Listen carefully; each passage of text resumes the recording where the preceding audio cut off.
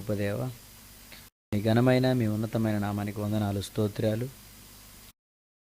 ఇదిగో నాయన, బైబిల్ మాకు ఇచ్చినటువంటి ఒక వరం నాయన. అందులోని విషయాలు మేము ఆలోచిస్తున్నామంటే మేము ఎంత ధన్యులం నాయన. ఎవరికి లేని ఈ ధన్యతను మాకు ఇచ్చినందుకు మీకు వందనములు. ఇగో తండ్రి, ఈ మాటలు మేము ధ్యానిస్తుండగా వాటిని నేర్చుకుని నాయన ఆ ప్రకారం బ్రతకడానికి గల సహాయమును దయచేయండి. ఇదిగో నాయన, మీ వాక్యం వెదజల్లుతున్న నాకు మీ పరిశుద్ధాత్మ తోడు సహాయమును దయచేయండి. వింటున్నవారు కూడా చక్కగా వినడానికి, విని నాయన మీ జ్ఞానమందు వాళ్ళు తర్ఫీదు పొంది జ్ఞానవంతులుగా ఉండడానికి గల సహాయమును దయచేయండి. యేసుక్రీస్తు నామములో ఈ ప్రార్థన అడుగుచున్నాను తండ్రి, ఆమేన్.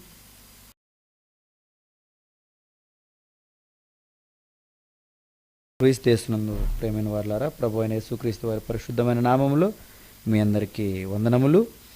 మరి నేటికి చివరిగా మరి ఏర్పాటు చేయబడిన పాఠం, మనుషుల్లో దేవుని ఇష్టం నెరవేరుతుందా? మనుషుల్లో దేవుని ఇష్టం నెరవేరుతుందా? దేవుని ఇష్టం, దేవునికి ఇష్టం కూడా ఉందా అండి? అంటే ఆ ఇష్టాన్ని మనం నెరవేరుస్తున్నామా? యేసుక్రీస్తుల వారు భూమి మీదకి వచ్చిన తర్వాత దేవుణ్ణి పరిచయం చేసి శిష్యులకు ప్రార్థన నేర్పుతూ ఏమని ప్రార్థన నేర్పుతున్నాడో ఒకసారి చూద్దామండి. మత్తయి రాసిన సువార్త 6వ అధ్యాయము, మత్తయి రాసిన సువార్త 6వ అధ్యాయము 9వ వచనము. మత్తయి రాసిన సువార్త 6వ అధ్యాయము 9వ వచనము. కాబట్టి మీరు ఇలాగూ ప్రార్థన చేయుడి, పరలోకమందున్న మా తండ్రి. ఏమండి, దేవుణ్ణి మనకు పరిచయం చేసినదే యేసుక్రీస్తుల వారు. కానీ యోహాను రాసిన సువార్త 1వ అధ్యాయం 18వ వచనములో మనం చూస్తే, ఎవడును ఎప్పుడైనను దేవునిని చూడలేదు. మరి ఎవరండి మనకు దేవుణ్ణి పరిచయం చేశారంటే యేసు ప్రభుల వారేనండి. ప్రపంచంలో దేవుడు అంటే ఎవరికి తెలియదు, ఆయనే పరిచయం చేశాడు. ఆయన పరిచయం చేస్తూ ఏమండి తండ్రిని ఎక్కడ ఉన్నాడని చెబుతున్నాడు. దేవుడు ఎక్కడ ఉన్నాడు, మీరు ఏమని ప్రార్థన చేయాలని నేర్పుతున్నాడో ఇప్పుడు మనం ఆలోచిద్దాం. మత్తయి రాసిన సువార్త 6:9 మళ్ళీ కంటిన్యూస్గా చదవండి. కాబట్టి మీరు ఇలాగూ ప్రార్థన చేయుడి, పరలోకమందున్న మా తండ్రి. ఏమంటే తండ్రి ఎక్కడున్నాడు? దేవుడు ఎక్కడున్నాడు? పరలోకంలో ఉన్నాడు. పరలోకంలో తండ్రి ఉన్నాడు. పరలోకమందున్న మా తండ్రి, చదవండి, నీ నామమయ్యా పరిశుద్ధపరచబడాలి, మీ రాజ్యం వచ్చునుగాక, నీ చిత్తము పరలోకమందు నెరవేరుచున్నట్లు భూమి యందును నెరవేరును గాక. ఏమండి, చాలండి. పరలోకమందు నీ చిత్తము నెరవేరునట్లు. చిత్తము అనగా ఇష్టము. అంటే పరలోకంలో ఏం జరుగుతుందయ్యా అంటే ఆయన ఇష్టము నెరవేరుతుంది. అలాగే భూమి మీద కూడా నెరవేరాలి అని మీరు కోరుకోండి దేవుణ్ణి అని మొట్టమొదటిగా ఏమండి శిష్యులకు ప్రార్థన నేర్పుతూ యేసుక్రీస్తుల వారి మాటలు చెప్తున్నాడు. ప్రియులారా, యేసు ప్రభువులోని మాటల్లోని ఆంతర్యాన్ని మీరు గమనించాలి. ఏంటయ్యా అంటే ఏమండి పరలోకములో నెరవేరుతుంది, భూమి మీద కూడా నెరవేరాలి అంటే అప్పటికి నెరవేరట్లేదా? నెరవేరట్లేదండి. అందుకనే నెరవేర్చేవారుగా అందరూ ఉండాలి, మీరు అలాగే ప్రార్థన చెయ్యండి అని అంటున్నాడు. నిజంగా ఈ రోజుకి ఇప్పటికీ ప్రార్థనలో చేస్తున్నారండి. ఇప్పటికీ పరలోక ప్రార్థన అని చేయరా? చేస్తున్నారు. పరలోకమందున్న మా తండ్రి, ఇదిగో నీ రాజ్యం ఏమండి, నీ నామం పరిశుద్ధపరచబడునుగాక, మీ రాజ్యం వచ్చుగాక, మీ చిత్తము పరలోకమందు నెరవేరుచున్నట్లు భూమి మీద నెరవేరునుగాక. శిష్యులు చేసిన ప్రార్థనే. అసలు ఆ ప్రార్థన ఎందుకు చేయమన్నాడు, ఆ ప్రార్థనలో ఉన్న ఆంతర్యం ఏమిటని ఆలోచించగలిగారా? ఏమండి, ఆలోచించలేదు. దేవుని చిత్తం పరలోకంలో నెరవేరుతుంది, భూమి మీద కూడా నెరవేరాలి. అది మీరు నెరవేర్చాలి, నెరవేర్చేవారు కూడా ఉండాలని మీరు ప్రార్థన చేయమంటే ఇప్పటికీ నెరవేరాలి నెరవేరాలి నెరవేరాలని ప్రార్థన చేసేవాళ్లే కానీ నెరవేర్చేవాళ్ళు ఎవరు కూడా లేరండి. అందరూ కూడా ఏమన్నా నీ చిత్తం పరలోకమందు నెరవేరుచున్నట్లు భూమి మీద నెరవేరును గాక అనేవాళ్లే ఇప్పటికీ అదే ప్రార్థనలు చేస్తున్నారు. మీరు చప్పట్లు కొట్టండి అన్నారు అనుకోండి, చప్పట్లు కొట్టాలి అంతేనా? మీరు కూడా చప్పట్లు కొట్టండి అని అందరూ చప్పట్లు కొట్టండి చప్పట్లు కొట్టండి అంటే కొట్టేవాళ్ళు ఎవరు? మీకు అర్థమవ్వాలి పాయింట్. ఈరోజు అందరూ కూడా ప్రార్థనలో చేస్తున్నారు, నెరవేరాలి నెరవేరాలని. ఇంతగా నెరవేరుస్తున్నారా దేవుని చిత్తమును? ఏమండి, దేవుని ఇష్టం, దేవుని చిత్తము ఏమిటి, ఎలా ఉంది? నిజంగా ఆ నెరవేర్చే పనిలో మనం ఉన్నామంటారా? ఏమండి, ఇష్టం అంటే చిత్తం అండి, పని, దేవుని పని. ఈరోజు మనుషులుగా మనం చేస్తున్నామా? మీరు చెప్పండి. యేసుక్రీస్తుల వారు నిజంగా ఈ మాటలు చెప్పిన తర్వాత అక్కడున్న ప్రజలందరిని చూసి, ఇదిగో మీరేం పని చేస్తున్నారు, ఈరోజు మీ ఇష్టం ఎలా ఉంది, ఈరోజు మీ పని ఎలా ఉంది, మీరు ఏం ఆలోచిస్తున్నారు తెలుసా? తండ్రి పనుల గురించి మీ ఆలోచన లేదు, తండ్రి ఇష్టం గురించిన ఆలోచన మీకు లేదు.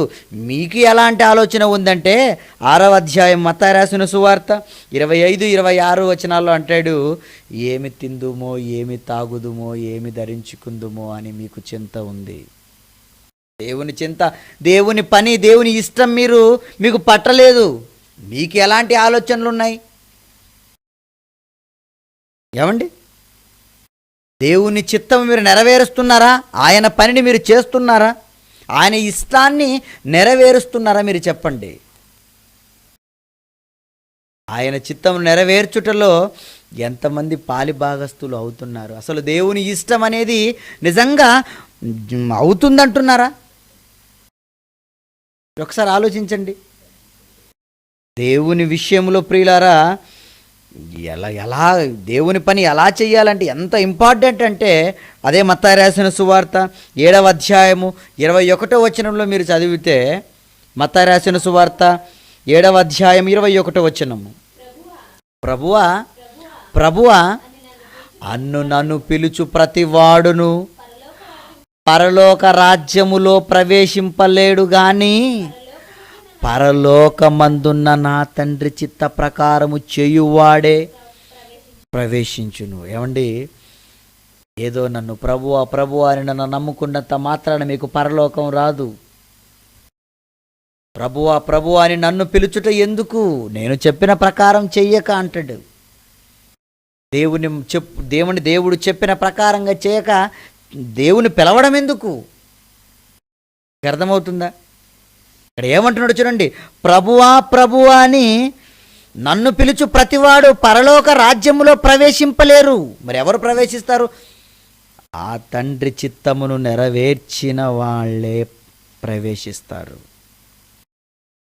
దేవుని చిత్తమును నెరవేర్చిన వాళ్ళే, ఆయన ఇష్టాన్ని జరిగించిన వాళ్ళే, ఆయన కోసం బ్రతికిన వాళ్ళే పరలోకంలోనికి వెళతారు. తప్పితే ఏదో మీ కొరకు మీరు ఆలోచించుకుంటూ, మీ కొరకు మీరు భూమి మీద కష్టపడుకుంటూ మీరు ఉంటే ప్రియులారా, మీకు పరలోకం ఏమాత్రం మీకు రాదు.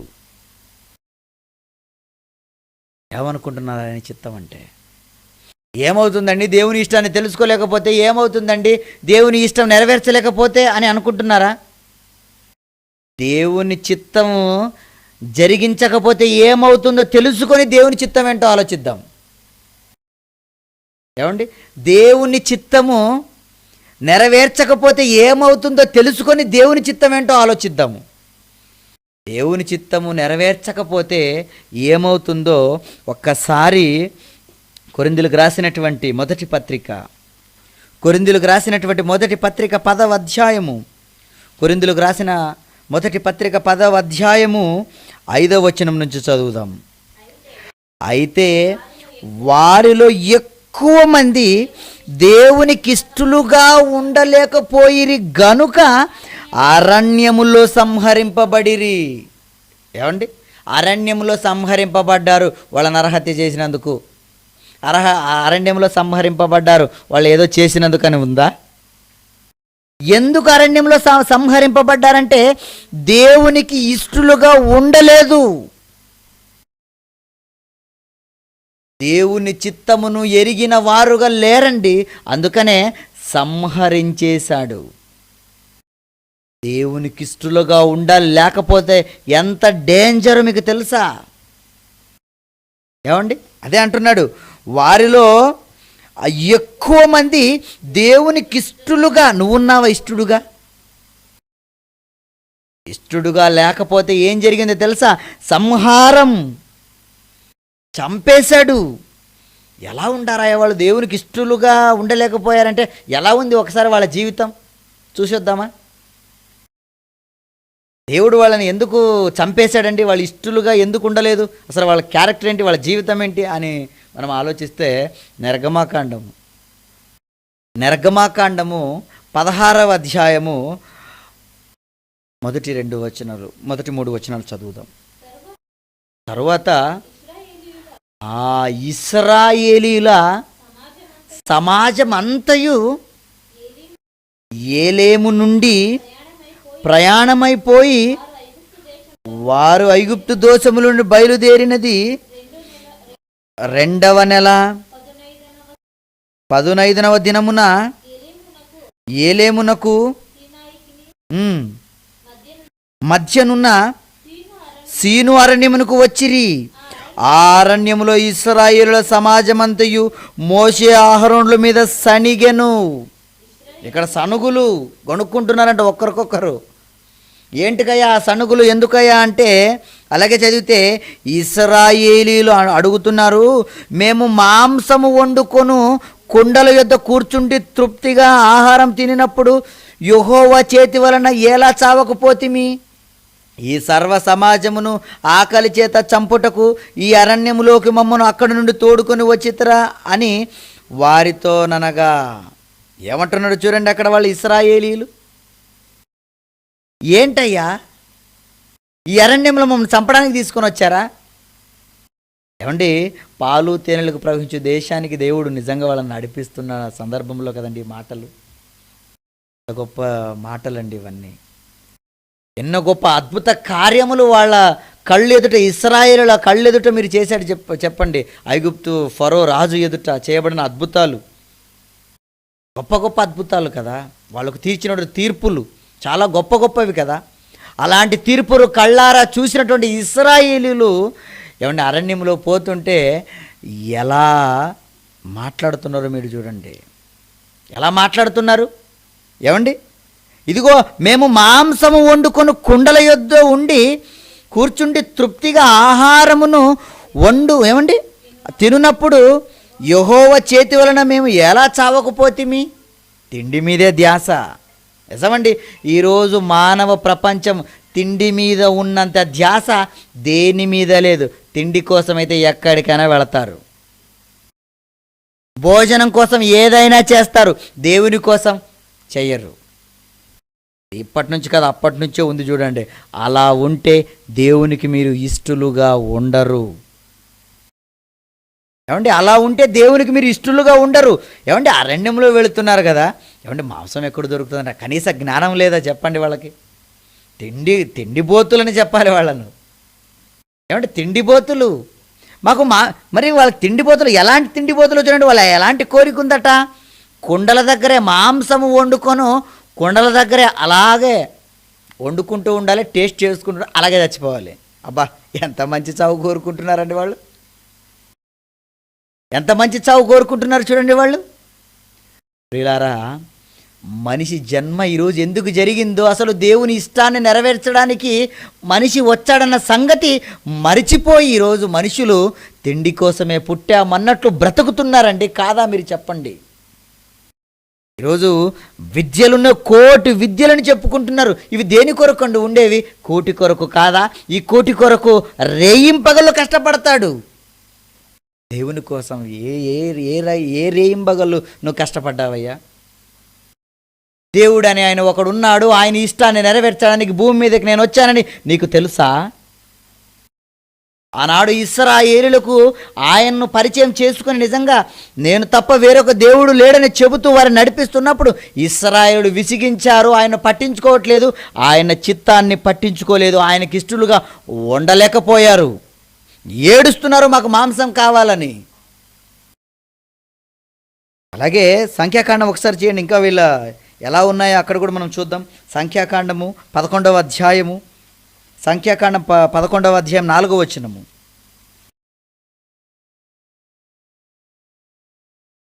వారి మధ్యనున్న మిశ్రిత జనము మాంసాపేక్ష అధికముగా కనపరచగా ఇశ్రాయేలులు మరలా ఏడ్చి, ఎవరు చచ్చిపోయారండి? ఏడుస్తున్నారు. ఏమంటే ఎవరు చచ్చిపోయినారు? ఏడుస్తున్నారు ఇశ్రాయేలు. ఎవరు చచ్చిపోయారు? తిండి కోసం అండి. చాలామంది చూడండి, ప్రార్థనకు దేవుని మాటలు నేర్చుకునేందుకు, దేవుని పని చేయలేందుకు ఏడుపు రాదండి. ఇంట్లో సరుకులన్నీ అయిపోయాయి అనుకోండి, ఎలా బ్రతకాలో ఏమో, ఏంటో సరుకులు లేవు, అన్నీ అయిపోయి ఎలా ఏంటి మా పరిస్థితి, ఇలా కళ్ళలో నీళ్ళు, ఓ ఏంటో మా బ్రతుకులు అని. ఎప్పుడైనా దేవుని గురించి నీ జీవితంలో అలా బాధపడ్డావా? దేవుని వాక్యం ఈరోజు నాకు లేదు, దేవుని ఇస్తాను నేను నెరవేర్చటం లేదని మీరు ఎప్పుడైనా బాధపడ్డారో ఒకసారి ఆలోచించండి. ఆనాడు ఇశ్రాయేలు నడిపిస్తున్నప్పుడు వాళ్ళు చూడండి ఎలాంటి నిజంగా సిచ్యువేషన్లో ఉన్నారు చూడండి. మరలా ఏడుస్తున్నారు. మాటికి ఆల్రెడీ ఏడ్చారు, మళ్ళీ ఏడ్చారు. ఏంటికయ్య ఎందుకు ఏడుస్తున్నారా అంటే తిండి కోసమే ఏమని ఏడుస్తున్నారు చూడండి. మాకు ఎవరు మాంసం పెట్టదు? అరణ్యం రా, ఇక్కడ జంతువులు అవన్నీ ఎక్కడరా దొరుకుతాయి? ఏమండి అలాగని వాళ్ళకు దేవుడు ఆహారం పెట్టట్లేదు అనుకోకండి. ఇశ్రాయేలు చూడండి, మీరు వాళ్ళ దేవుడు పోషించిన విధానం చూస్తే ఆశ్చర్యం, అద్భుతం. నిజంగా అక్కడ అద్భుతాలు ఆశ్చర్యాలు దేవుడు చేస్తుంటే ఏమండి ఆ ఎర్ర సముద్రం పాయలైపోవడమే చాలండి దేవుడు అంటే పడి చచ్చిపోవడానికి. నిజం, ఆ ఎర్ర సముద్రంలో నీళ్లు పాయలుగా నిజంగా ఆ నీళ్లు ఎర్ర సముద్రంలో దారినివ్వడం ఏంటండి? గోడల్లా నీళ్లు నిలబడ్డం ఏంటండి? మీకు దమ్ముంటే మీ ప్లేట్లో 2 భాగాలు చేయడం నీళ్లు ఇలా అడ్డుగడి మళ్ళీ వచ్చేస్తాయి, ఇలా అడ్డు మళ్ళీ వచ్చేస్తాయి. ప్లేట్లో ఒక గిన్నెడు నీళ్లు వేరుపరచలేం మనం, ఏదైనా అడ్డు పెట్టాలి. ఏమి అడ్డు పెట్టలేకుండా దేవుడు ఆనాడు జలములను వేరు చేసి ఇశ్రాయేలు జనాంగాన్ని నడిపించాడంటే ఎంత గొప్పవాడండి ఆయన. అలాంటి గొప్ప ఆయన ఆశీర్వాదములు పొందిన ఆనాడు జనము ఎలాంటి ఆలోచనలో ఉన్నాడు చూడండి. మరలా ఏడుస్తూ వాళ్ళకి ఏంటి జ్ఞాపకానికి వస్తున్నాయని చెప్తున్నారు ఇక్కడ. మేము ఐగుప్తులో అంటున్నాడు, ఐగుప్తులో మేము ఉచితముగా తినిన చేపలను, కీరకాయలను, దోసకాయలను, కూరాకులను, ఉల్లిపాయలను, తెల్లగడ్డలను జ్ఞాపకమునకు వచ్చుచున్నవి. ఏంటి జ్ఞాపకానికి వస్తున్నాయంట? తిండే జ్ఞాపకము. తిండే, అవును తిండే జ్ఞాపకము, అవును తిండే జ్ఞాపకము. మరి ఐగుప్తుల దగ్గర చేసిన అద్భుతాలు జ్ఞాపకం రావట్లేదా? ఆ వడగండ్లు కానివ్వండి, ఆ కప్పల చేత కానివ్వండి, ఆ పేలు చేత కానివ్వండి, ఆ మిడతల చేత కానివ్వండి, ఇలా ఎన్ని అద్భుతాలు చేశాడు. అవేంటి కళ్ళ ముందుకు రావట్లేదా? అవి రాలేదు, మరి ఏమిటి వచ్చాయి? తిండే వచ్చింది కళ్ళకు. ఎలాంటి తిండి? కాకరకాయలు వచ్చాయటండి, కీరకాయలు వచ్చాయటండి, ఏడు దోసకాయలు వచ్చాయటండి. తిండిబోతులు ఏమంటే తిండిబోతులు కనుక వీళ్ళు నిజంగా అంటే అందుకని దేవుడు వీళ్ళు ఏమన్నాడు తెలుసా? వాళ్ళు ఇష్టలుగా ఉండలేకపోయారు దేవునికి. ఇలాంటి వాళ్ళు దేవునికి ఇష్టలుగా ఉంటారా మీరు చెప్పండి? అలాగని మీరు ఇష్టలుగా ఉంటారా? మనం కూడా ఎలా ఉన్నాం చెప్పండి? మనకు కూడా అవే కళ్ళ ముందుకు ఎప్పుడు ఏవి గుర్తొస్తాయి? ఈరోజు సండే ఏం వండుకోవాలి, రేపు మండే ఏం వండుకోవాలి, మంగళవారం ఏం వండుకోవాలి, బుధవారం ఏం వండుకోవాలి, గురువారం ఏం వండుకోవాలి. ఈరోజు వండుకుని రేపు వండకూడదు, నిన్నే వండుకుని రోజు అదే తిండేనా? వెరైటీ తినాలి. ఎప్పుడు అవే జ్ఞాపకముకు వస్తున్నాయి. ఏమండి వస్తున్నాయా? ఎప్పుడు తిండి గొడవనండి. బజారులు చూడండి, మార్కెట్లు చూడండి, full rush, busy busy busy.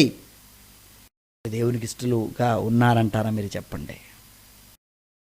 ఎవరండి దేవునికి ఇష్టలుగా ఉండేవాళ్ళు? మీరు చెప్పండి, ఎవరు దేవునికి ఇష్టలు? దేవుడు చేసిన ఆశ్చర్య కార్యాలు ఇశ్రాయేలులకు అన్నీ ఇన్ని కాదండి. నెహమ్యా గ్రంథం ఇప్పుడు తీయండి, వాళ్ళని దేవుడు ఎంత చక్కగా చూసుకున్నాడు అక్కడ వ్రాయిస్తున్నాడు. నెహమ్యా గ్రంథము 9వ అధ్యాయము 19 వచనం నుంచి చదువుదాం. నెహమ్యా గ్రంథము 9వ అధ్యాయము 19 నుంచి.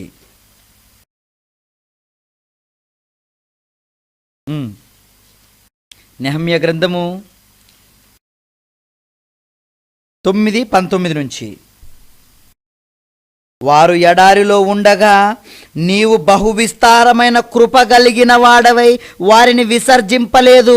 ఎండలో ఉన్నారటండి. అయ్య బాబోయ్, నా పిల్లలు ఎండలో ఉన్నారు కదా, ఎప్పుడు కృప వెంటే ఉందటండి. విసర్జింపలేదు. మార్గమున వారిని తోడుకొని పోవుటకు పగలు మేఘస్తంభమును, దారిలో వారికి వెలుగిచ్చుటకు రాత్రి అగ్నిస్తంభమును వారిపై నుండి వెళ్ళిపోక నిలిచెను. వారికి బోధించుటకు నీ ఉపకార ఆత్మను దయచేసితివి. నీవిచ్చిన మన్నాను ఇయ్యక మానలేదు. వారి దాహమునకు ఉదకమిచ్చితివి. నిజముగా అరణ్యములో ఏమీ తక్కువ కాకుండా 40 సంవత్సరములు వారిని పోషించితివి. వారి వస్త్రములు పాతగిలిపోలేదు, వారి కాళ్లకు వాపు రాలేదు. ఎంత బ్రహ్మాండంగా దేవుడు చూసుకున్నాడు చూడండి. ఎంత బ్రహ్మాండంగా దేవుడు ఇశ్రాయేలును కాపాడుతున్నాడు చూడండి. అయినా వాళ్ళ ప్రవర్తన విషయంలో ఎలా ఉన్నారు? మాంసం గురించి ఆలోచిస్తున్నారు, తిండి గురించి ఆలోచిస్తున్నారు. కొంతసేపు దూరం అయ్యేసరికి మాకు లేరు, మాకు కావాలని ఏడ్చేవారుగా ఉన్నారు. కానీ దేవుని యొక్క దేవుని యొక్క గొప్పతనాన్ని తెలుసుకోలేకపోయారు. నిజమే కదండి? దేవుని యొక్క గొప్పతనాన్ని వాళ్ళు తెలుసుకున్నారంటే తెలుసుకోలేదు.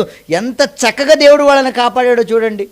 40 సంవత్సరాలు వాళ్ళు ప్రయాణంలో ఉన్నా అంటే వాళ్ళు బట్టలు మాసిపోలేదంటే ఏం విచిత్రం అండి బాబు. 3 రోజులకే బట్టలు, 2 రోజులకే, 1 రోజుకే బట్టలు, కంపు వాసన, కుళ్ళు వాసన, అంతే కదండి. 40 రోజులున్నా కూడా వాళ్ళ బట్టలు మాసిపోలేకుండా వాళ్ళ కాళ్ళు తిరుగుతూ ఉన్నా కూడా కాళ్ళకు వాపులు రాలేదంటే దేవుడు ఎలాగండి వాళ్ళని కాపాడాడు? అంత కాపాడిన కూడా ఆ ప్రజలలో కృతజ్ఞత అనేది లేదు. చూశారు? ఉందా? ఆ ప్రజలలో కృతజ్ఞత ఉందా? చూపించలేదండి కృతజ్ఞత. ఆహారం కోసం ఏడ్చారు. మన్నాని ఇస్తున్నాడు. ఏమండి, మన్నా ఆకాశం నుంచి ఆహారం పడుతుంటే ఎంత గొప్ప విషయం అండి. ఎంత గొప్ప విషయం మీరు చెప్పండి. ఆహారం ఏమండి ఆకాశం నుంచి పడుతుంటే శుభ్రంగా తినేది వదిలే ఆహారం కూడా గొడవలే మన వాళ్ళు. మొత్తము ఏమండి దేవుడు ఒక కొలత పెట్టాడట, ఏనాటి భత్యం ఆనాడే కూర్చుకోవాలి. కానీ ఏం చేసేవాళ్ళు? ఒరే రేపు పడుతుందో లేదో అనుమానం పిశాచులండి మొత్తం. అంతేనండి. ఇక సమాజంలో కూడా అంతే కదండి. దేవుని కోసం బ్రతకండి అంటే దేవుని నమ్ముకుంటే మాకు వచ్చేది ఏంటండి, ఉన్నప్పుడే సంపాదించుకోవాలి, ఏదైనా కానీ చేసేసుకోవాలి అనుకుంటున్నారు. వాళ్ళ సంతతే. ఆనాడు వాళ్ళు కూడా ఏనాటి పత్యం ఆనాడే కూర్చుకోవాలంటే లేదు, రేపు వస్తుందో లేదు 5-6 సేర్లు తెచ్చుకునేవాళ్ళట. మొత్తం నింపుకొని వచ్చేవాళ్ళట. కానీ ఎంత నింపుకొచ్చినా ఏం లాభం లేదు. ఎక్కువ కూర్చుకున్న వాడికి ఎక్కువ కాలేదు, తక్కువ కూర్చుకున్న వాడికి తక్కువ కాలేదు. ఎక్కువ అయిపోయింది, పురుగులు పట్టేసిందట. తక్కువ నడుక సరిపోయిందట. ఎందుకురా వద్దు వద్దు వద్దు, మామూలుగా తీసుకుంటారా, రోజుకి సరిపోయేదని తీసుకుంటారా అంటే మాత్రం లేదండి, ఎక్కువ తీసుకునేవాళ్ళట. ఇవన్నీ ఎందుకు రాయించాడంటే ప్రియులారా, తిండి కోసం ఏడ్చారు, తిండి కోసం వెతికారు.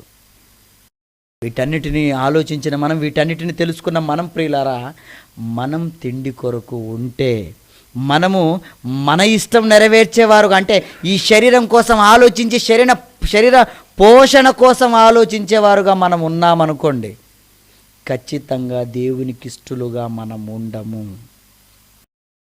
ఎందుకంటే అరణ్యంలో వాళ్ళని చంపేశాడంటే దేవునికి ఇష్టలుగా లేరండి, వాళ్ళ శరీరాలనే చూసుకున్నారండి. అయ్యో మమ్మల్ని ఎవరో చంపేస్తారు, అయ్యో మేము తిరగాలి, అయ్యో మాకు ఆహారం, అయ్యో మాకు ఇవి. మొత్తానికి దేవుణ్ణి విసిగించేశారు, దేవునికి ఇష్టలుగా ఉండలేకపోయారు వాళ్ళు. కానీ మనం, ఈ తరంలో ఉన్న మనం దేవునికి ఇష్టలుగా ఉండాలంటే శరీరం కోసం ఆలోచించడం కాదు, శరీరం కోసం చింత చేయటం కాదు. అందుకని యేసుక్రీస్తుల వారు మాట్లాడుతున్నాడు ఏమని?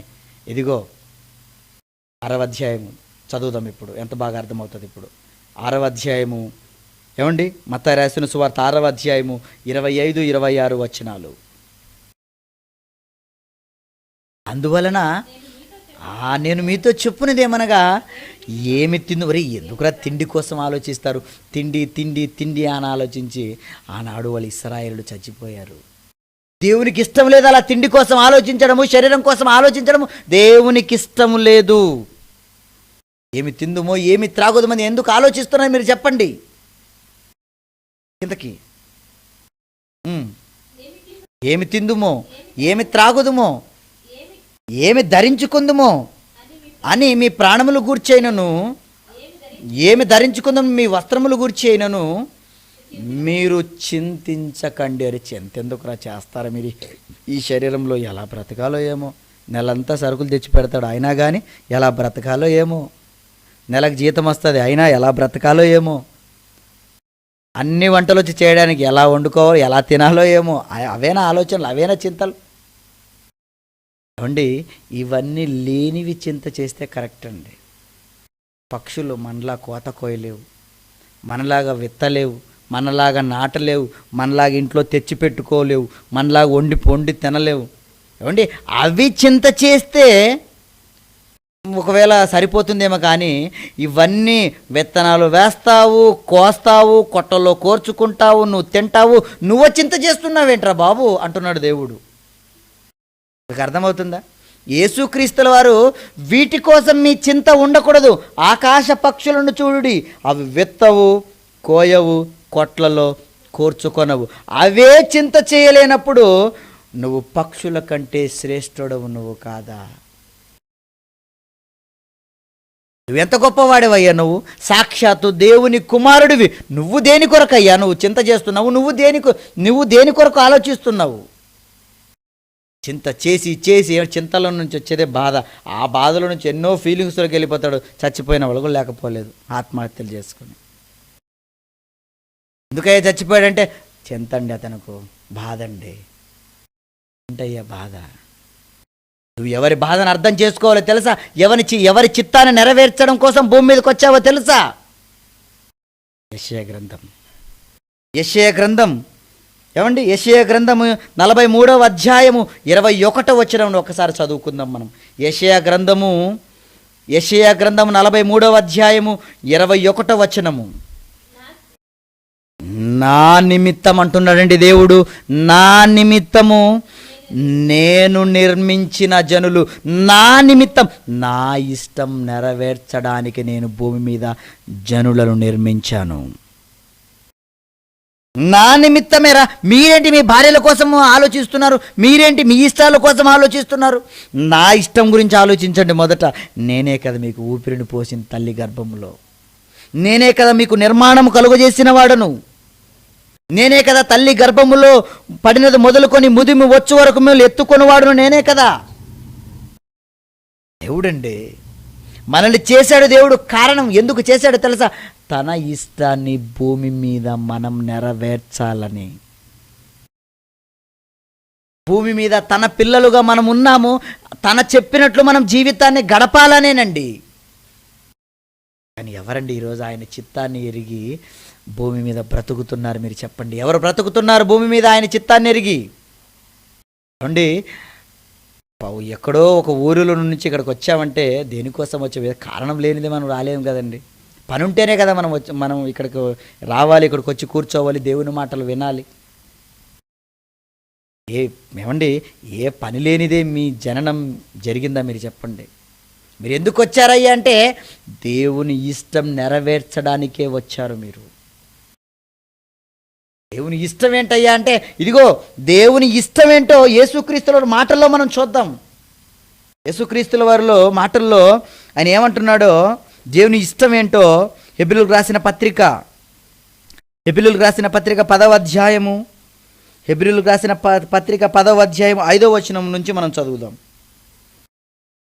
కాబట్టి ఆయన ఈ లోకమందు ప్రవేశించినప్పుడు ఇలాగు చెప్పుచున్నాడు, బలియు అర్పణయు నువ్వు కోరలేదు కానీ, ఇదిగో నువ్వు బలులు కోరలేదయ్యా, నువ్వేవో మేకలు బలివు, ఎద్దులు బలివు, అవి బలివు, ఇవి బలివు నువ్వు కోరలేదు, కానీ నాకొక శరీరమును అమర్చితివి. ఈ శరీర నిర్మాణము దేవుని చేతులు మనకు చేశాయి. ఏమంటే మనం ఒక యంత్రాన్ని తయారు చేసుకుంటామండి. ఎందుకు చేసుకుంటామండి? అది మన కొరకు పనిచేయాలని మనం చేసుకుంటాం. ఒక యంత్రాన్ని, ఒక వాషింగ్ మిషన్ కనిపెట్టారంటే మన కొరకు పనిచేయాలి అది. ఏమండి, ఏదైనా మనం మనం ఏదైనా ఒక మిక్సీ కానీ ఏవైనా మీరు యంత్రాలు తీసుకోండి, పెద్ద పెద్ద యంత్రాలు తీసుకోండి, మన కోసం వాటిని ఉపయోగించుకోవడానికే మనం చేసుకున్నాం. మరి దేవుడు కూడా ఈ శరీరాన్ని ఎందుకు అమర్చాడో తెలుసా? చేతుల్లో అమర్చాడు, కాళ్ళను అమర్చాడు, తలను అమర్చాడు, ఈ తలలో ముక్కును, కళ్ళను ఎంతో చక్కగా అమర్చాడు. ఈ శరీరాన్ని ఎందుకు అమర్చాడో తెలుసా? దేవుని పని నువ్వు చెయ్యడానికి. అదే అంటాడు, ఈ లోకమందు ఆయన ప్రవేశిస్తున్నప్పుడు ఏమంటాడు? బలియు అర్పణయు నువ్వు కోరలేదు, కానీ నాకొక శరీరమును అమర్చితివి. పూర్ణ హోమములను పాప పరిహారార్థములు నీకు ఇష్టమైనవి కావు దేవా, నీ చిత్తము నెరవేర్చుటకు నేను వచ్చి ఉన్నాను. శరీరం ఎందుకు ఇచ్చావు తెలుసయ్యా? నీ చిత్తము నెరవేర్చడానికే నేను వచ్చి ఉన్నాను అంటాడు. ఏమంటే ఈ మాటను దావీదు గారు ఒకసారి ఆ మాటను జ్ఞాపకం చేసుకుందాం. దావీదు గారు ఇవే మాటలు అంటాడు, గుర్తు చేసుకుందాం ఒకసారి. కీర్తనల గ్రంథం 40 అధ్యాయము, యేసుక్రీస్తుల మాటలే అక్కడ ఆయన కూడా చెప్తాడు. చూద్దామండి ఒకసారి. కీర్తనల గ్రంథం 40 అధ్యాయం 8వ వచనం నుంచి, ఆ దేవా నీ చిత్తము నెరవేర్చుట నాకు సంతోషమయ్యా. ఎందుకంటే నీకోసమే కదయ్యా నేను వచ్చాను.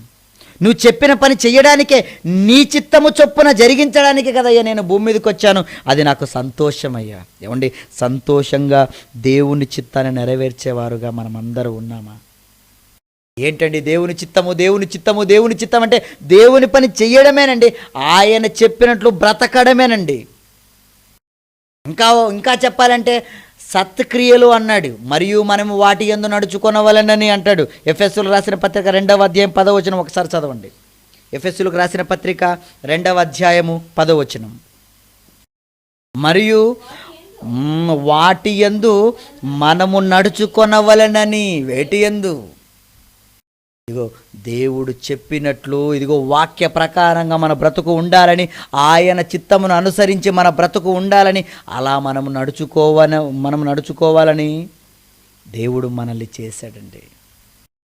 ఏ మనిషి దేవుని ఇష్టానుసారంగా బ్రతుకుతున్నాడో మీరు ఒక్కసారి ఆలోచించండి. ఏ మనిషి దేవుని చిత్తానుసారమైన ఆలోచన కలిగి ఉన్నాడు మీరు చెప్పండి. ఏమండి, మీ ఆలోచన దేవుని చిత్తానుసారమైనదా? దేవుని చిత్తానుసారంగా బ్రతకాలనేది దేవుని సంకల్పం. సంకల్పంతో యేసుక్రీస్తుల వారు భూమి మీదకి వచ్చాడు. అందుకనే ఆయన బ్రతికున్న దినాలలో ఎప్పుడు దేవుని పని.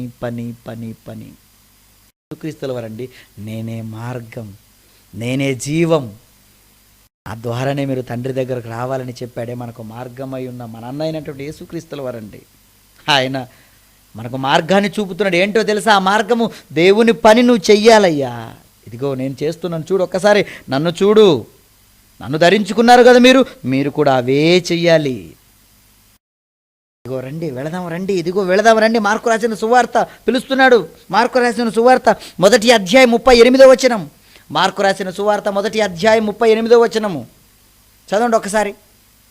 మార్కు రాసిన సువార్త 1వ అధ్యాయం 38వ వచనం. ఆయన ఇతర సమీప గ్రామములలోనూ నేను ప్రకటించున్నట్లు వెళుదుము రండి, ఇందు నిమిత్తమే కదా నేను బయలుదేరి వచ్చి తిని. ఇదిగో వెళదాం రండి, ప్రకటించడానికి, సువార్తను ప్రకటించడానికి వెళదాం రండి, దేవుని ఇష్టాన్ని చెప్పడానికి వెళదాం రండి, దేవుని కోసమే ప్రజలంతా వచ్చామని అందరికీ దేవుని గురించి చెప్పడానికి వెళదాం రండి. ఇందుకోసమే నేను కూడా వచ్చాను, దేవుని చిత్తమును నెరవేర్చడానికే వచ్చాను, ఇందు నిమిత్తమే నేను వచ్చాను, రండి వెళదామంటున్నాడండి యేసుక్రీస్తుల వారు. అంతేకాదు, దేవుని పనిలో నిజంగా ఎంత పని చేశాడో ఆయన అంటే ఆయన జీవితమే మనకు మార్గం.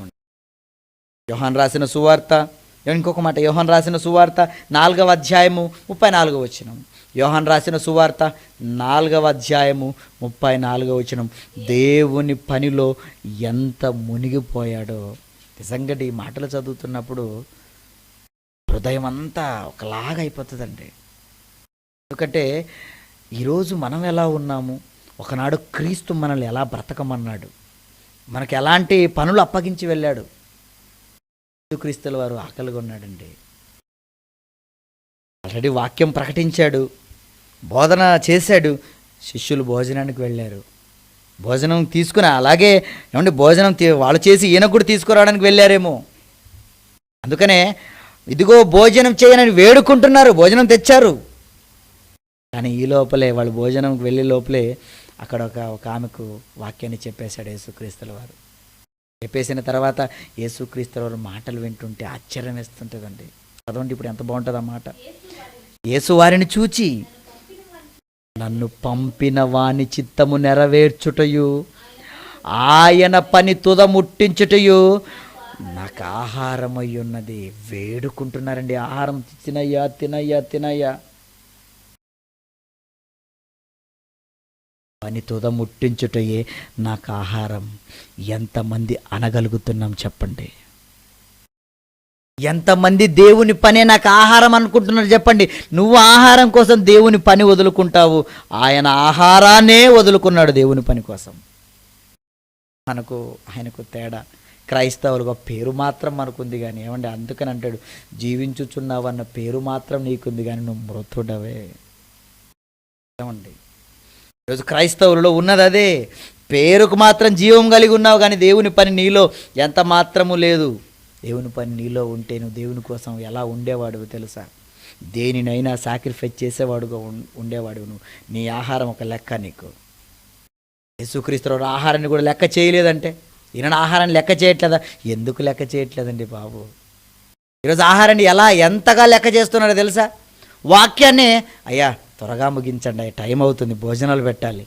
వాక్యం అయిపోయిన తర్వాత భోజనాలు పెట్టేటప్పుడు నిదానమైన పర్లేదు బాగా తినండి. నిజమండి, ఇవన్నీ విన్నప్పుడు నాకు చెబుతుంటాను నేను, ఇలా కాదండి మనం ఆలోచించవలసింది. నిదానమైనా కానీ వాక్యం చెప్పండి, కొంచెం లేట్ అయినా పర్లేదు వాక్యం చెప్పండి, భోజనం త్వరగా తినండి టైం అవుతుంది అది చెప్పాలి. కానీ మనోళ్ళకి అది ఇష్టం ఉండదండి. చాలా చూశానండి నేను. చాలా ఏమంటారు, త్వరగా ఏమంటే టైం అవుతుంది, ముహూర్తం అండి, అది ఇది అని చెప్పేస్తారు. పెళ్ళిలో కానీ ఎక్కడ కానీ ఫంక్షన్లో కానివ్వండి. అంత వాక్యం అంతా అయిపోయిన తర్వాత నిదానంగానే బాగా తిని వెళ్ళండి, నిదానం తినండి, ఇంకా చాలా ఉంది అన్నం అంటారు. అన్నం మీద ఉన్నంత ధ్యాస దేవుని మీద ఉందంటారా మీరు చెప్పండి? అందుకని ఆనాడు యేసుక్రీస్తుల వారు ఏంటయ్యా అన్నం, దేవుని పని తుద ముట్టించుటయే నాకు ఆహారం. మీరు ఈ ఆహారం మీకు బ్రతుకునిస్తుందని మీరు అనుకుంటున్నారు, కానీ దేవుని నమ్ముకున్నవాడు ఏమనుకుంటాడో తెలుసా? మనిషి రొట్టె వలన మాత్రం బ్రతుకడు, దేవుని నోట నుండి వచ్చు ప్రతి మాట వలన బ్రతుకుతాడు. అది నాకు తెలుసు. క్రైస్తవుడైన ప్రతి ఒక్కరికి తెలుసుకోవాలి ఈ సంగతి. నువ్వేంటి ఆహారం కోసం బాధపడతావు? నాకు ఆహారం లేదు, ఆహారం కోసం దేవుని వదులుకుంటావా? మొదట ఆయన ఏమన్నాడు? మొదట ఆయన రాజ్యమును ఆయన నీతిని వెతుకు. మొదట ఆహారం ఏంటి నీకు? మొదట పని ఏంటి? నువ్వు భూమి మీద శరీరం కోసం ఆలోచిస్తావేంటి? నువ్వు మొదట ఆయన చిత్తమును గూర్చిన ఆలోచన నీకు ఉండాలి. అందుకనే చూడండి, యేసుక్రీస్తుల వారి జీవితంలో ఎప్పుడు చూసినా పని పని పని పని. అదే అంటాడు. ఇంకొక మాట చూడండి, యోహాను రాసిన సువార్త 6వ అధ్యాయము 38వ వచనము. యోహాను రాసిన సువార్త 6వ అధ్యాయం 38. నా ఇష్టమును నెరవేర్చుకొనుటకు నేను రాలేదు కానీ నన్ను పంపిన వాని చిత్తము నెరవేర్చుటకే పరలోకము నుండి దిగి వచ్చి తిని. నా ఇష్టం ఏంటి? నాకు ఇష్టాలు ఎన్నో ఉంటాయి. అది కావాలనుకుంటాను, కారు కావాలనుకుంటాను, ఇంకేవో లేదు. నా ఇష్టం ఏంటి? దేవుని ఇష్టంలో ఉన్నప్పుడు దేవుడు ఇస్తాడా? ఓకే. సపరేట్గా నా ఇష్టం ఏంటి? ఈరోజు నా ఇష్టం అండి, నా ఇష్టం వచ్చి వస్తాను, నా ఇష్టం అండి. నీ ఇష్టం ఏంటిరా? నీ ఇష్ట ప్రకారం నువ్వు భూమి మీదకి వచ్చావనుకుంటున్నావా? లేదా నీ తల్లిదండ్రుల ఇష్టం మేరకు నువ్వు వచ్చాననుకుంటున్నావా? లేదు. నువ్వు బయటకు వచ్చేంతవరకు తెలియదు నువ్వు ఆడో మగవు నీ తల్లిదండ్రులకు. దేవుని ఇష్టం మేరకే మీ జన్మ జరిగింది. కారణం నువ్వు దేవుని ఇష్టాన్ని నెరవేర్చేవాడుగా నువ్వు ఉండాలని. కనుక ఆయన ఇష్టాన్ని నెరవేరుస్తున్నావా? ఏమవుతుందిలే అనుకుంటే ఇదిగో ఇశ్రాయేలు ఏమయ్యారో తెలుసా? దేవుని ఇష్టలుగా ఉండలేకపోయి గనక అరణ్యములో సంహరింపబడ్డారు. నిన్ను విడిచిపెడతాడా? నీకు జ్ఞానాన్ని చెప్పించి యేసుక్రీస్తుల వారిని ఈ తరంలో నీ కొరకు బలిగా ఇచ్చి నీ చేతుల్లో బైబిల్ పెట్టి ఎన్నో జ్ఞాన సంగతులను నీకు నేర్పుతూ ఉంటే నువ్వు కడుపు కోసం కాదు, దేవుని కోసం బ్రతకాలని నీకు ఇన్ని మాటలు చెప్పినా నువ్వు ఇంకా కడుపు కోసం ఎక్కువగా ఆలోచిస్తే దేవుడు నిన్ను విడిచిపెడతాడంటారా? మీరు చెప్పండి. కడుపు కదాసులు, మీరు దేవుని కదాసులా? కడుపు మీద ఉన్న ధ్యాస ఈరోజు దేవుని మీద లేదండి చెప్పడానికి ఎలాంటి సందేహం లేకుండా చెప్పవచ్చు ఈ మాటను. దేవుని పని అంటే అసలు రావడానికి ఇష్టపడరు. అదే డబ్బు ఇస్తాం రండి, ఏమంటే అక్కడ రాజకీయ నాయకుడు ఒక 10,000 ఇస్తాడు, 20,000 ఇస్తాడు, రండి అంటే అయ్యో బాబోయ్ చెప్పలేము. ఇంకా నిండిపోతారు అందరూ. డబ్బు కోసమైతే, ఏ ధనము కోసమైతే, తిండి కోసమైతే కుప్పలుగా వచ్చేస్తారు ప్రజలు. అదే దేవుని వాక్యం నువ్వు చెయ్యాలి, పని ఉంది, కష్టపడాలి, నీకు ఇబ్బందులు ఉంటాయి, శ్రమలు ఉంటాయంటే ఎవరు రారా? యేసుక్రీస్తుల వారు మన జీవితానికి ఒక పాఠం కావాలండి. యోహాను రాసిన సువార్త 17వ అధ్యాయం 4వ వచనంలో మాట్లాడుతున్నాడు. యోహాను రాసిన సువార్త 17వ అధ్యాయము 4వ వచనంలో మాట్లాడుతూ, చేయుటకు నీవు నాకు ఇచ్చిన పని నేను ఇదిగో సంపూర్ణంగా నెరవేర్చానయ్యా. తండ్రి నువ్వే నాకు పని ఇచ్చావయ్యా, నాకు జన్మనిచ్చావు. భూమి మీద నా జన్మ జరిగిందంటే ఇదిగోనయ్యా నువ్వే నాకు పనుంది కనుక నా జన్మ జరిగిందయ్యా. నిజమండి. అందుకనే Bible open university India international వారు ఈ పాఠాన్ని పెట్టారు. పనుంది, ఈరోజు పని ఉందనే మనిషిలో ప్రాణం ఉందని తెలుసుకొని పాట కూడా మనలో కట్టారు. ఎవరు కట్టలేదు ఇంతవరకు ఆ పాట. ఏమనుకుంటున్నారు మీరు? నిజమండి. పని ఉంది కనుకనే మనలో ప్రాణం ఉంది. ఆ ప్రాణం ఎందుకుందో తెలుసా?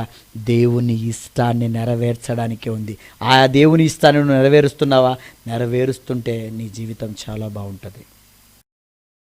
దేవుడు నీ పట్ల ఆనందపడతాడు. నీ విషయమే ఎక్కువగా సంతోషం కలుగుతుంది ఆయనకు. ఆ సంతోషాన్ని ఇచ్చేవాడుగా నువ్వు ఉన్నావా? ఒకసారి ఆలోచించు.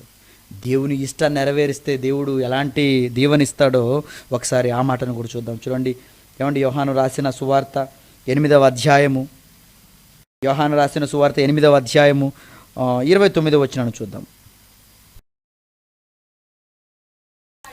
నన్ను పంపినవాడు నాకు తోడయున్నాడు, ఆయనకిష్టమైన కార్యము నేను ఎల్లప్పుడూ చెయ్యుదును గనుక ఆయన నన్ను ఒంటరిగా విడిచిపెట్టలేదని చెప్పెను. ఆయన పనిలో ఉంటే నువ్వు ఎవరు లేరనుకుంటున్నావా? దేవుని పని అనుకుంటుంటే నాకు పెట్టేది ఎవరైనా ఆలోచిస్తున్నావు? తిండిపోతూ సోమరి. దేవుని గురించి ఒక్కసారి వచ్చి చూడు. దేవుని గురించి నిజాయితీగా యథార్థంగా పనిచేసి చూడు. ఆయనలో ఉన్న ఆనందం నీకు తెలియదు. నిజంగా అనుభవించి యేసుక్రీస్తుల వారు చెబుతున్నాడండి, నన్ను పంపినవాడు నాకు తోడై ఉన్నాడు. ఎందుకు తోడై ఉన్నాడు తెలుసా? నేను ఆయన కార్యమును చేస్తున్నాను.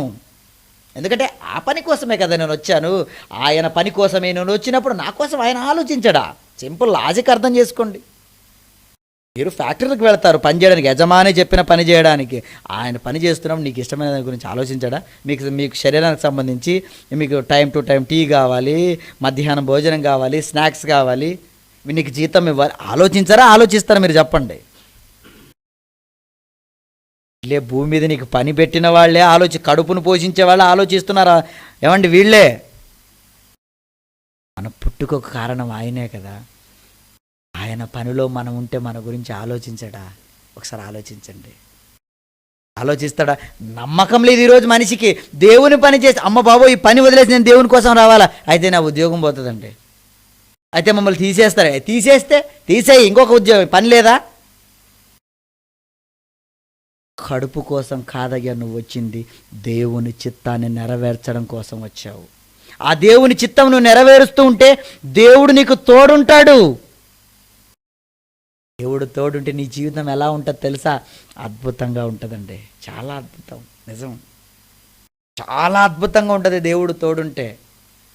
దేవుడు తోడున్నంత వరకు ఏమండి, సంసోను గారి జీవితం అద్భుతంగా ఉంది. ఎంతమంది వచ్చినా కూడా మొత్తానికి పడగొడుతున్నాడు అందరినీ, ఓడిస్తున్నాడు అందరినీ. సంసోను గారి జీవిత చరిత్రలో మనం ఆలోచిస్తే దేవుడు తోడున్నంత వరకు చాలా చక్కగా ఉంది ఆయన బ్రతుకు. 10,000 మంది వచ్చారు, చంపేశారు. గాడిద యొక్క దవడ ఎముకతో 10,000 మందిని చంపేశాడు. ఎంత ధీరుడో మీరు చూడండి ఆయన. అలాంటిది దేవుడు తోడు లేనందుకు ఆయన పరిస్థితి ఎలా ఉందో చెప్పి నేను ముగిస్తాను. ఏమండి, దేవుడు తోడు లేనందుకు ఆయన జీవితం ఎలా ఉందో చూద్దాం ఒకసారి. న్యాయాధిపతుల గ్రంథము 16వ అధ్యాయము, న్యాయాధిపతుల గ్రంథము 16వ అధ్యాయము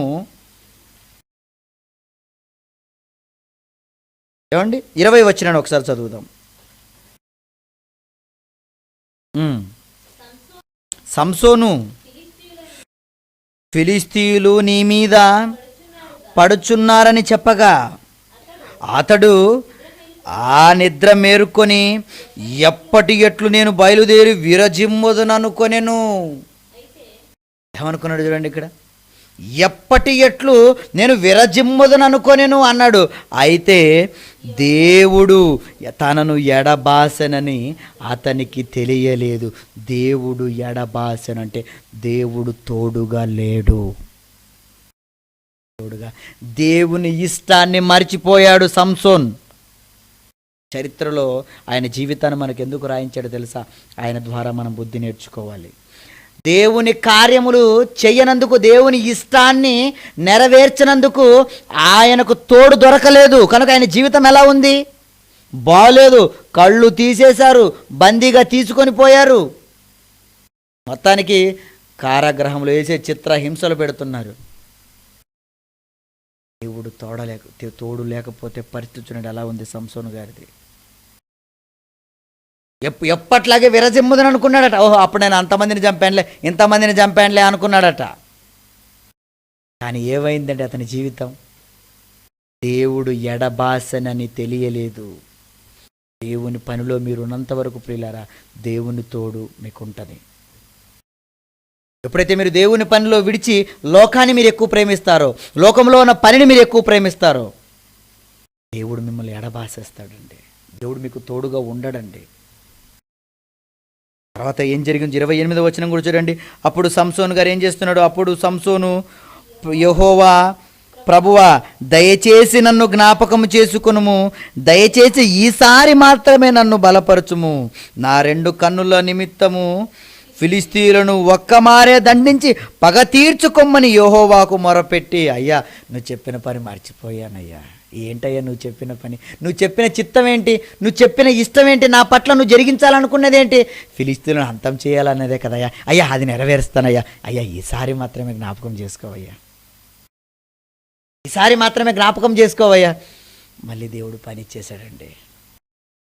కనుక ప్రియ సహోదరి సహోదరులారా, దేవుని చిత్తాన్ని నెరవేర్చడానికి వచ్చావు నువ్వు, నేను, మనమందరము, భూమి మీద ఉన్నవారందరము దేవుని పని చేయడానికే. పని చేసేవాడుగా ఉన్నావా? ఒకవేళ లేకపోతే క్షమాపణ కోరు దేవుణ్ణి. మళ్ళీ రా, ఖచ్చితంగా దేవుడికి తోడుంటాడు. తన పనిలో ఒక సాధనంగా నిన్ను వాడుకుంటాడు. సంసోను గారు విడిచిపెట్టాడు, మళ్ళీ వాడుకున్నాడు. నిన్ను వాడుకోడనుకుంటున్నావా? వాడుకుంటాడండి, నిన్ను కూడా వాడుకుంటాడు. ఆయన వాడుకోవాలంటే ఆయన చిత్తమును నెరవేర్చేవాడుగా నువ్వు ఉండాలి. ఒకవేళ అలా లేవా, దేవునికి ఇష్టలుగా ఉండలేనందుకు ఏం చేశాడండి? దేవుడు చంపేశాడు. ఆయన పనిలో ఉండు. ఆయన పనిలో ఉన్నప్పుడు ఎన్నో శ్రమలు, ఇబ్బందులు వస్తాయా? ఉండని, రాని. ఒక మాట, మొదటి పేతురు రాసినటువంటి పత్రిక మొదటి అధ్యాయము 7వ వచనం. పేతురు రాసినటువంటి మొదటి పత్రిక 7వ వచనం. నశించుపోవు సువర్ణము అగ్ని పరీక్షల వలన శుద్ధపరచబడుచున్నది కదా. ఏమండి, ఒక సువర్ణము అగ్నిలో వేయబడుతుందంటే అది ఎందుకు వేయబడిందంటే అది ఇంకా దగదగ మెరవాలి. అది ఒక పని. ఇంకా అది మెరుపు, దానికి ఏమంటే పదును, ఇంకా అది ఒక నిజంగా చక్కగా అందంగా కనపడడానికే అది అగ్ని వలన పరీక్షింపబడుతుంది. మరి మీ జీవితాలు కూడా ఎన్నో సమస్యలు వచ్చినాడు, ఇబ్బందులు వచ్చినాయి. ఏంటయ్యా బాబు, దేవుని నమ్ముకునే సమస్యలు, దేవుని చిత్తాన్ని నెరవేర్స్తున్నప్పుడు ఏంటి ఈ కష్టాలని మీరు అనుకుంటున్నారా? లేదండి, దేవుని నమ్ముకున్నప్పుడు మీరు కష్టాలు వస్తే అది మహా ఆనందమని ఎంచుకోనండి. ఎందుకంటే మీరు సువర్ణం, మీరు అగ్నిలో కాలుస్తున్న కొద్దీ ఇంకా మీరు మెరుగవుతున్నారు. మీరు ఏమనుకున్నారు? మీరు నిజమండి. అనుకో ప్రియులారా, దేవుని ఇష్టాన్ని నెరవేర్చటంలో మనకు ప్రాణాలకు తెగించైన దేవుని ఇష్టాన్ని నెరవేర్చడంలో ముందుకు కొనసాగిపోవాలి. దేవుని ఇష్టాన్ని నెరవేర్చడానికే మనం భూమి మీదకి వచ్చాం. ఇప్పుడు చెప్పండి, దేవుని ఇష్టం భూమి మీద నెరవేరుతుందా? నెరవేరట్లేదు. మనము నెరవేర్చాలి. అదే చేశాడు యేసుక్రీస్తుల వారు, అదే చేశారు అపోస్తలులు. అప్పటికి స్టాప్ అయింది.